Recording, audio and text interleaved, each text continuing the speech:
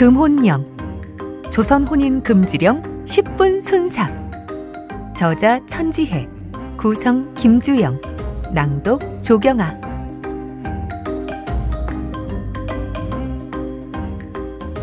금혼령 10분 순삭. 딱 10분만 들어도 1화부터 19화까지 귀에 쏙쏙 들어가도록 눌러 담았습니다. 처음 금혼령을 듣는 분, 앞부분이 기억나지 않는 분 모두 대환영. 지금 시작합니다.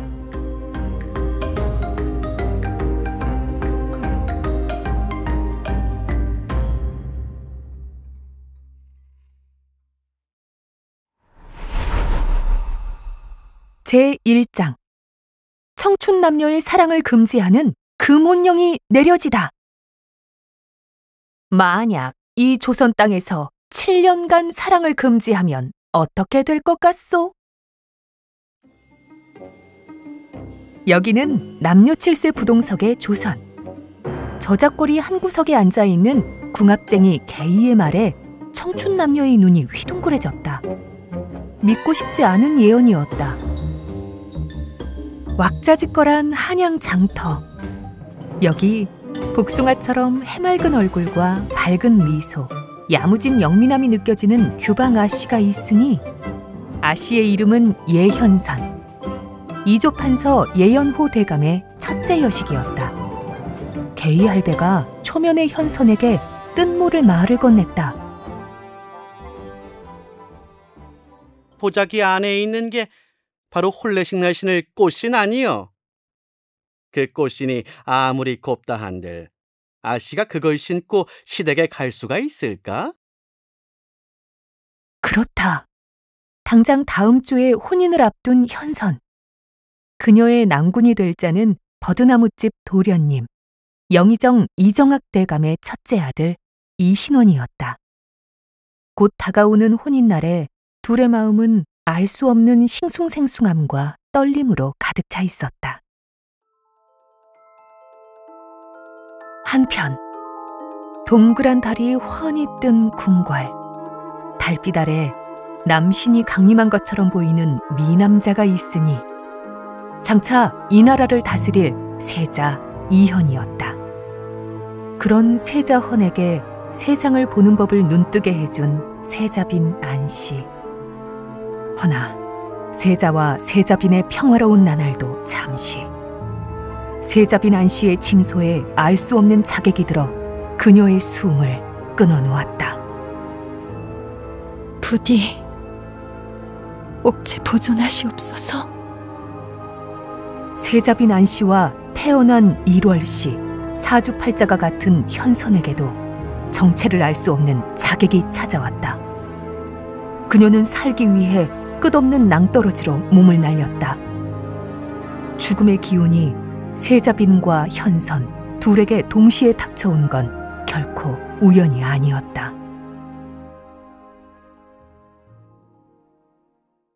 지금 이 순간부터 13세부터 18세까지의 여아는 혼인을 할 수 없소. 세자빈 안씨의 죽음으로 조선 땅에 금혼령이 내려졌다. 그렇게 자그마치 7년이라는 시간이 흘렀다.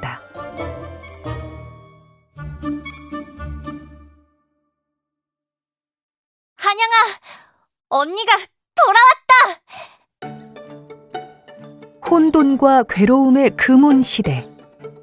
천재지변보다 더한 재앙에도 의외의 특수를 누린 자가 있었으니 한때 예현선으로 불렸던 규방아씨, 이제는 궁합쟁이가 된 소랑이었다.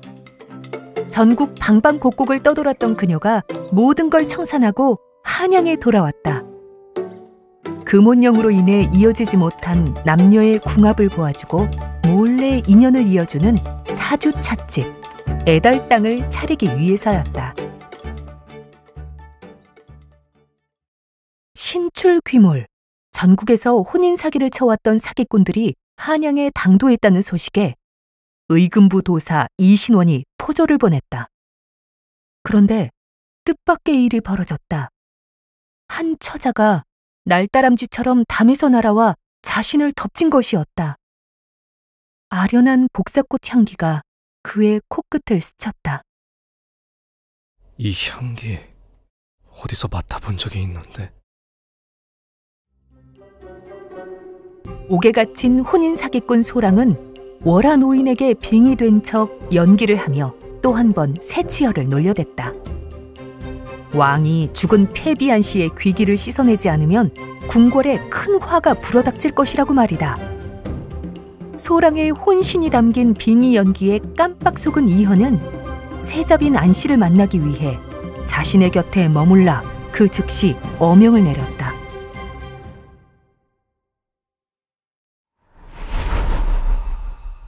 제2장. 궁녀인 듯 궁녀 아닌 궁녀 같은 소랑의 임무는? 이제 일주일 중 5일은 궐에 들어가 왕의 그림자처럼 붙어 지내게 된 임시궁녀 소랑. 그런데 궁궐 밖까지 그녀의 곁을 지키는 든든한 남자가 있었다. 의금부 도사 신원이었다. 한때 현선의 신랑이 될 뻔했던 도령. 참으로 즐기고 즐긴 인연이었다. 소랑이 머무는 새 궁궐의 분위기가 조금씩 바뀌기 시작하고 있었다. 전국 방방곡곡을 다니며 남녀간의 연을 이어줬던 사랑꾼 소랑의 애정 접착질이 딱딱한 궁궐에서도 통한 것일까? 나비처럼 팔랑팔랑 활개치는 소랑. 그녀의 곁을 졸졸 따라다녀야 하는 의금부 도사 신원의 심장이 저도 모르게 마구 뛰었다. 금혼령이 내려졌던 그날 혼인이 파토가 난 이후로 처음 느낀 감정이었다. 그런 신원에게 출생도 모르고 신분도 모르고 가족한테 버려졌다 거짓말을 한 소랑. 하지만 7년 전 갖고 있었던 이름 예현선이라는 이름을 되살릴 수는 없었다. 쥐도 새도 모르게 죽음의 위기에 처했던 그녀를 되살려선 안 됐다. 절벽에서 떨어졌던 예현선. 이는 예조판서의 정실부인 자리를 차지해 그녀의 계모가 된 서씨 부인의 간악한 계략이었다. 내 혹시라도 그녀를 다시 만나면 죽여버릴 것이다.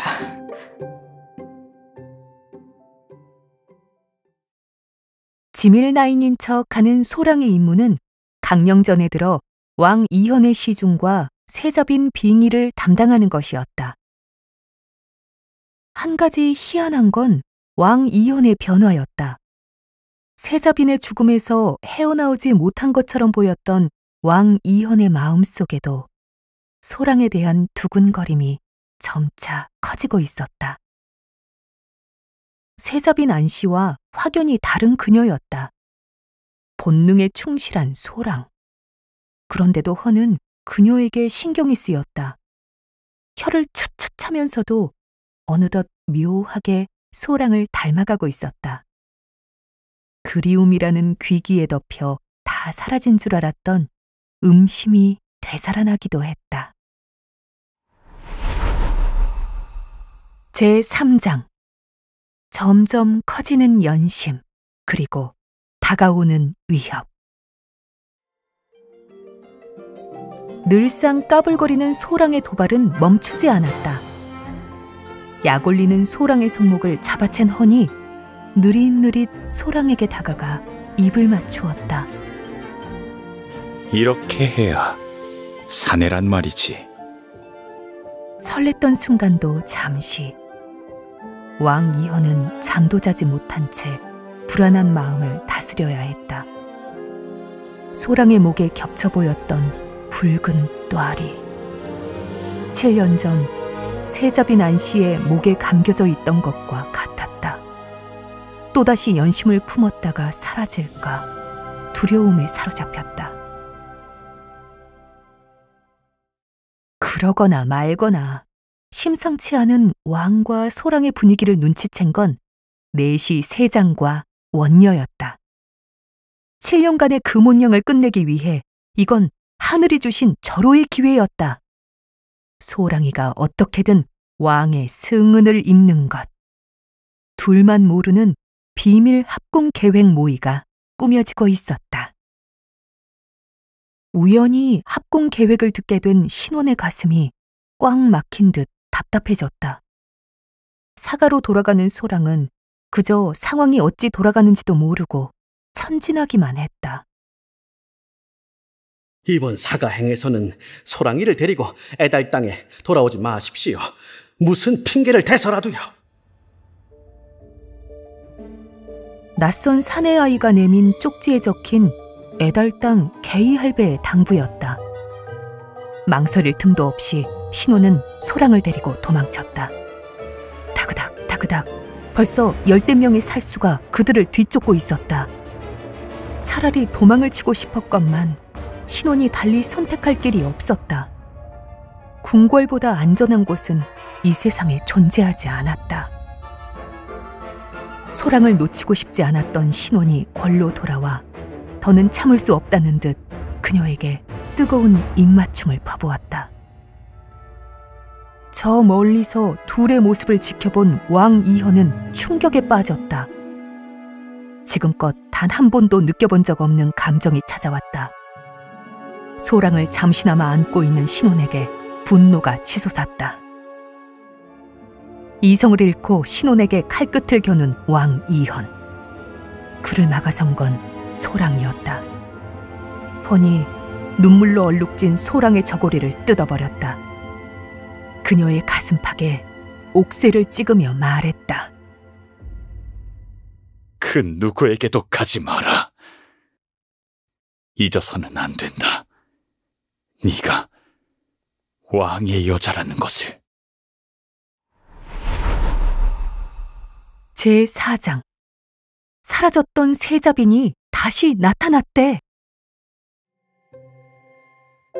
그 즈음 민가에서 흉흉한 소문이 들려왔다. 도성 안에 죽은 폐빈이 다시 살아 돌아왔다는 것이다. 영문 모를 괴소문은 궁궐에도 파다하게 퍼졌다. 대리복까지 갖춰 입고 나타난 폐빈을 본 사람이 한둘이 아니라 했다. 왕 이현 역시 괴소문을 직접 확인하고자 했다. 그녀가 유령인지 혹 살아있는 사람인지.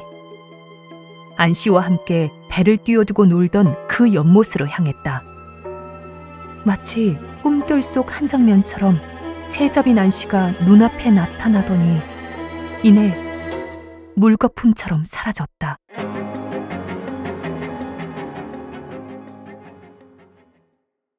소랑과 신혼이 궁궐을 샅샅이 뒤졌다. 뿌옇고 파란 연못물.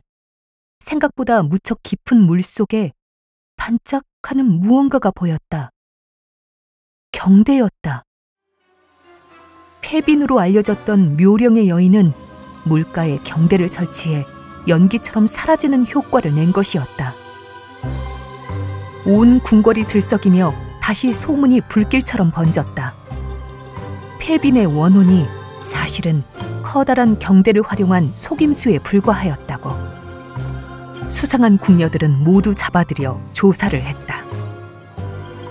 모두 바쁘게 사라진 여자를 찾을 무렵 홀로 남겨진 소랑의 주위로 관원들이 둘러싸기 시작했다.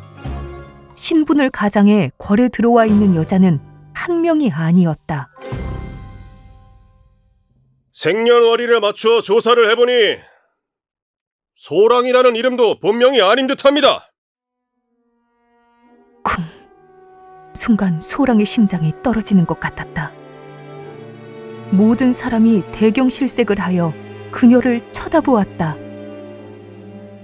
네가 소랑이가 아니라면 그럼 넌 대체 누구인 것이냐?